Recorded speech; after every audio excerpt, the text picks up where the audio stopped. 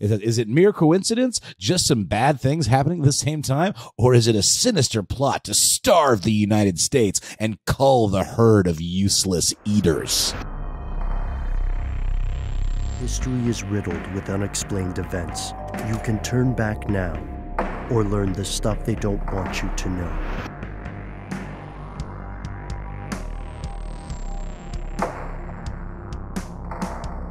We know that there have been a number of disasters at various food processing facilities like cereal mills, salad packaging plant in California that burned to the ground on April 13th. It was a major food processing facility at Taylor Farms. And then just a few weeks before that in Maine, a potato processing plant was destroyed also by a fire. Here in stuff they want you to know is home state of Georgia, light planes, actual airplanes, were crashing into food processing areas. This also happened in Idaho.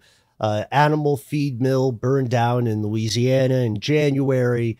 There was a food bank in Arizona that caught a fire in March, and there are more and more and more. And this has led to the birth of a new conspiracy theory. The gist being that someone, some entity or some force is seeking to disrupt typical food supply chains and then perhaps take advantage of that chaos. In some cases, you'll hear speculation that there's a larger company that is attempting to take this chaos and use it as a way of consolidating their own control over mass agriculture. If so, it's scary, scary stuff, right? Is there a world where this could be some weird niche version of eco-terrorism because of all of the, additives and things that are being put in food and GMOs and all that? Some kind of version of like disrupting that system, even if it's to the detriment of a, large group of people and probably largely populations that are less wealthy and have to rely on processed foods, maybe don't have the luxury of buying, organic. Mm-hmm. Yeah, it's the fear is coming from a real place. And before we dive in too much with this, we do have to say the following things are demonstrably true. One, yes, food processing plants have been burning down. Those facilities, in many cases, have been rendered unusable as a result of these fires.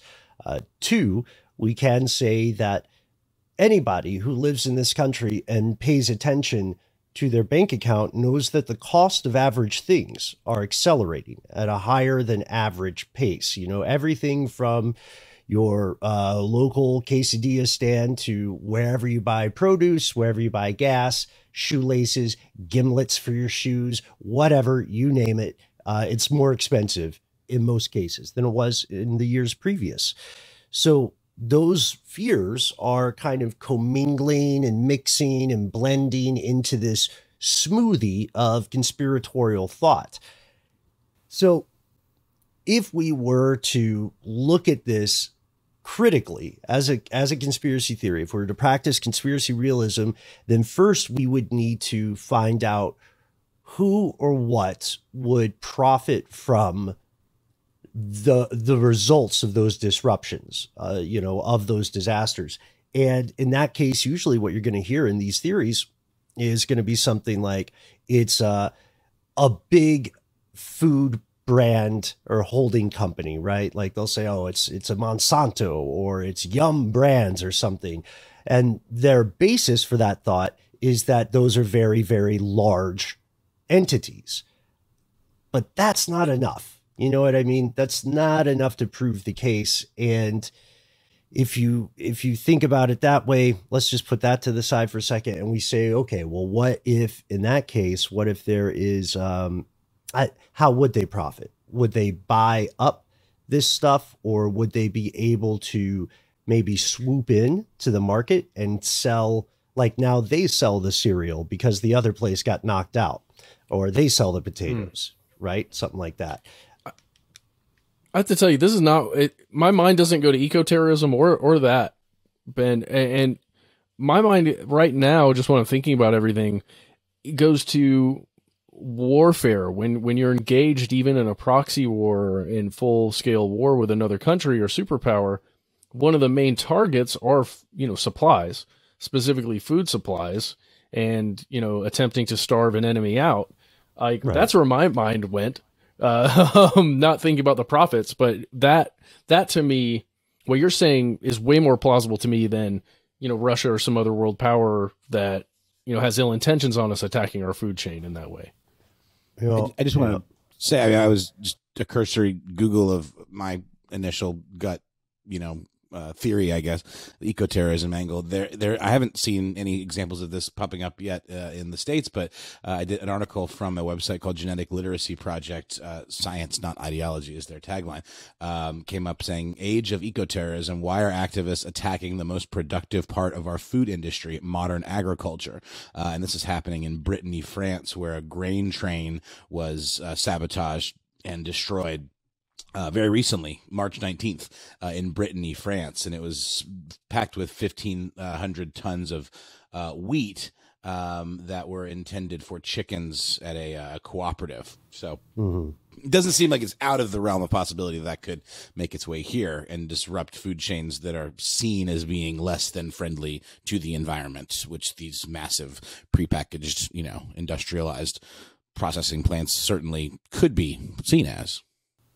Yeah, there's an interesting distinction, which didn't. I don't know if we hit it hard enough in the eco-terrorism episode, but one of the hallmarks of terrorist organizations or those who engage in terroristic activities is that they want to be identified.